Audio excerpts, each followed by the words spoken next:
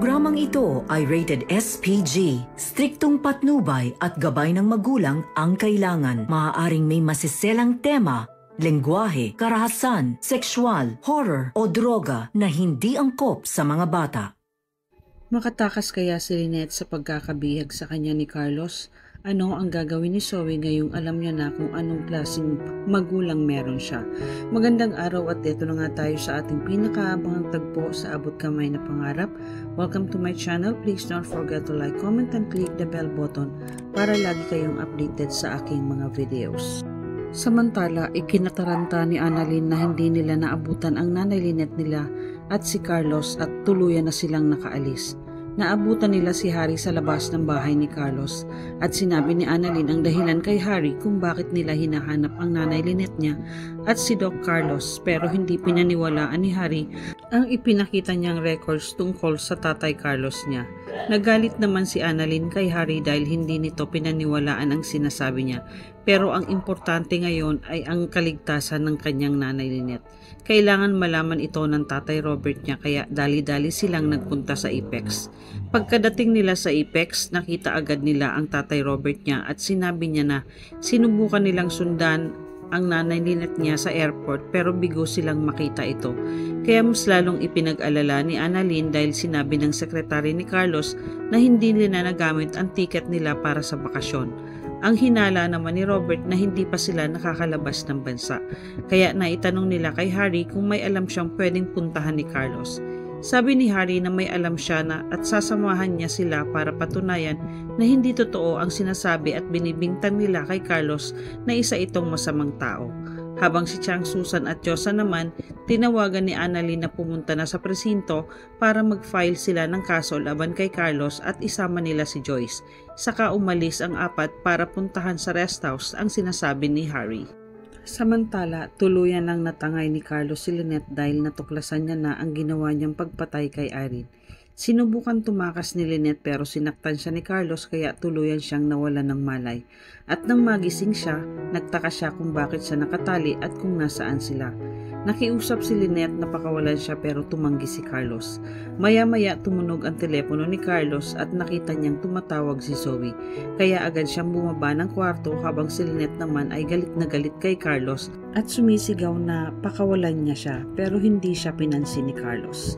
Samantala sa Apex, hindi nakatiis si Zoe na hindi tawagan si Carlos para tanungin kung totoo nga ang mga kumakalat na chismis na siya ang pumatay kay Irene. Nang makausap ni Zoe si Carlos, nakumpirma niya na totoo nga ang lahat ng balita na nakakarating sa kanya at hindi halos siya makapaniwala sa natuklasan niya kung anong klaseng magulang meron siya dahil pareha silang mga kriminal.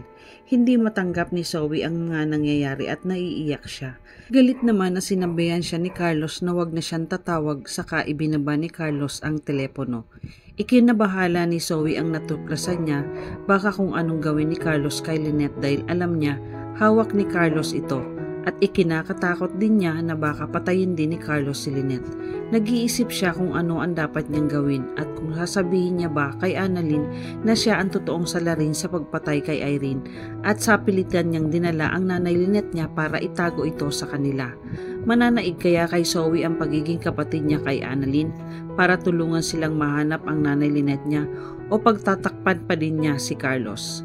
Samantala, galit naman si Carlos pagkatapos niyang makausap si Zoe dahil alam na ni Zoe kung ano ang ginawa niya. Pumunta siya ng kusina para kumuha ng alak para makapag-isip siya.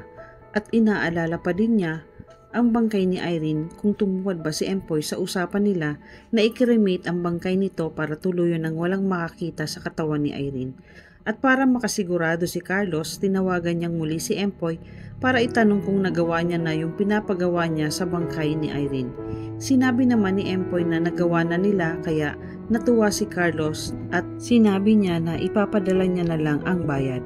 Pagkababa ng tawag, pangiti-ngiti pa si Carlos dahil sa wakas na idispatcha na si Irene at wala nang makakakita sa bangkay niya kaya nakahinga na siya ng maluwag. Pero ang hindi alam ni Carlos, nagsinungaling si Empoy sa kanya dahil hindi pa nila nagagawa ang cremation ni Irene dahil ipinaayos pa lang niya yung cremation chamber nila. Kaya sinabihan ni Empoy ang tauhan niya na agad niyang sunugin ang bangkay ni Irene pagkadating nila. Samantala, bumalik naman si Carlos sa kwarto kung saan nila ikinulong at iginapo si Lynette pagkatapos nilang mag-usap ni Empoy. Pagkakita sa kanya ni Lynette, tinanong niya ito kung sino ang kausap niya. Akala ni Lynette kausap ni Carlos si Annalyn o si RJ. Dahil sa kanila lang naman ito galit na galit. Dahil baka alam na nila ang ginawa ni Carlos sa kanya at hinahanap na siya.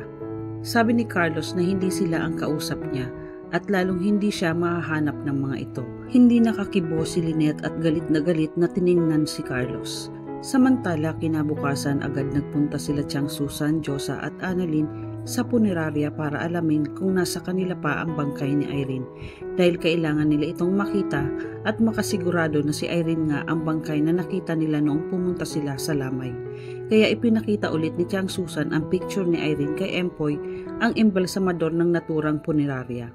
Galit na sinabi ni Tiang Susan kay Empoy na nakita nila ang bangkay ng babaeng yan kagabi sa saklaan at alam ni Tiang Susan na sa kanya kumukuha ng bangkay ang kaibigan niyang si Norma para gamitin nila sa pasugalan. Umamin naman si Empoy na sa kanya nga kumukuha ng bangkay ang kaibigan niya. Ngunit itinanggi niya na wala namang ganyang itsura sa punerarya nila na kaya pilit niyang pinapaalis ang tatlo dahil wala sa kanila ang bangkay na hinahanap nila. Maya-maya dumating ang tauhan ni Empoy at sinabi nito na, "Boss, handa na yung patay para sa cremation." Ikinagulat ni Annalyn ang sinabi nito kaya hindi na sila nagpapigil sa dalawang lalaki at agad tumakbo papasok ng morgue si Annalyn para tingnan kung bangkay nga ni Irene ang nasa loob. Walang nagawa si Empoy kundi mapasigaw na lang na ito na, "Miss, bawal kayo dyan." Hinambol nila si Annalyn para pigilan na bawal silang pumasok kung hindi sila kamag-anak ng patay. Pero hindi na nila ito napigilan. Ikinabigla ni Annalyn nang tanggalin niya ang puting tela at bumungad sa kanya ang bangkay ni Irene.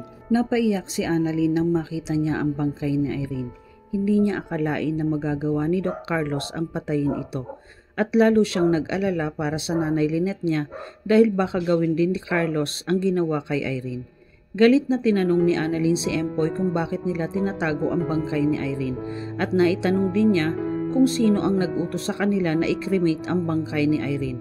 Sinabi ni Empoy na si Carlos Benitez ang nag-utos sa kanila at binayaran sila nito. Kaya agad tinawagan ni Annalyn si Joyce para sabihin na nakita na nila ang bangkay ng kaibigan niyang si Irene.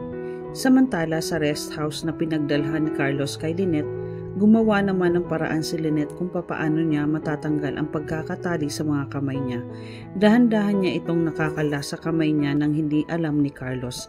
Kaya nagkunwari siya kay Carlos na pinapatawad niya na ito at naiintindihan niya kung bakit niya ito nagawa. Ikinatuwa naman ito ni Carlos kaya nilapitan niya si Lynette. Masaya siya dahil naiintindihan na siya ni Lynette. Ang hindi niya alam, paraan lang ito ni Lynette para lumapit sa kanya si Carlos. Habang kinakausap siya ni Lynette, inaabot niya ang plato sa ibabaw ng mesa at nang makakuha ng tiyempo si Lynette kay Carlos, sinabi niya na, "Pero Carlos, wala ka pa rin binatbat," at sabay pinalo ni Lynette sa ulo si Carlos dahilan para masaktan niya si Carlos at tuluyang makalabas ng kwarto si Lynette. Tumakbo siya sa baba pero pagdating niya sa pintuan ay nakalak ito dahilan para hindi siya makalabas ng bahay. Maya-maya sinundan siya ni Carlos sa baba at galit na galit ito kay Lynette. Ikinatakot naman ito ni Lynette dahil ngayon niya natutuklasan kung anong klaseng meron sa pagkatao ni Carlos. Makatakas kaya si Lynette kay Carlos? Malaman kaya nila Annalyn kung saan dinala ni Carlos ang nanay Lynette niya? Sabihin kaya ni Zoe ang totoo kila Annalyn? Yan ang ating pakaabangan dito lang sa Abot Kamay na Pangarap. Huwag bibitiw at huwag kalimutan mag-subscribe. Maraming salamat po and God bless.